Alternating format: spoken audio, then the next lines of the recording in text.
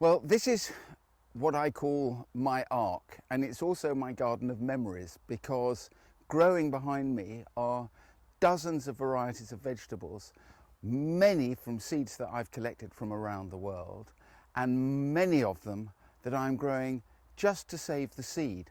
And so, bearing in mind we're now sort of in late summer, not everything is looking very alive, and that's what makes this garden slightly different to many of the other vegetable gardens that one might see, or which we have ourselves, because so much in here is actually ripening. And so something that looks well past its sell-by date and should be pulled up and thrown on the compost heap actually is full of ripening seeds, which I will be harvesting over the coming months. So welcome, and let me show you around.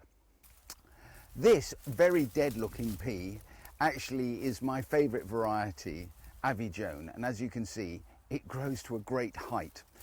And actually I'm not saving seed of them this year because I've got really quite a good stock, so I've enjoyed harvesting them and eating them all. Another pea that looks extremely dead is this one. It's a type of sugar snap, or mange tout, called engine driver. And yes, it is dying off.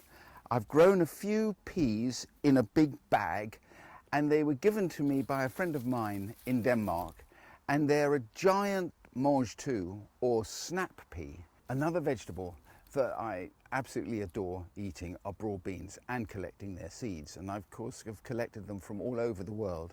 However, this is a very British variety, and it's in the Heritage Seed Library, and it's called Bowland Beauty.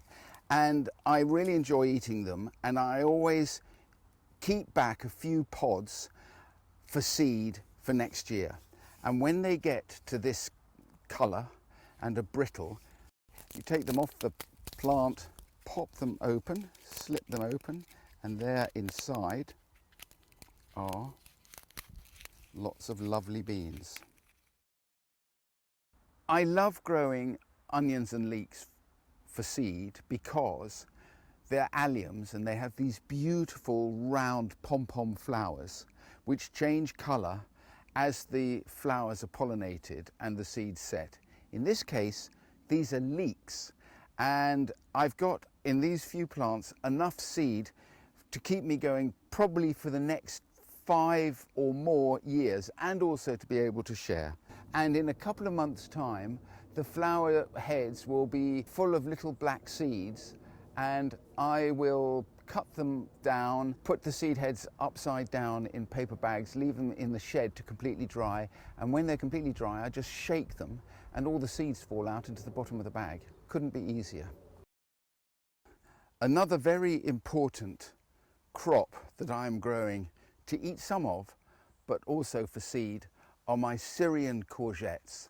And again, it's a very easy crop from which to save seed, but you have to be careful that you don't allow the flowers to cross-pollinate with other varieties of squash, because a courgette is a member of the squash family.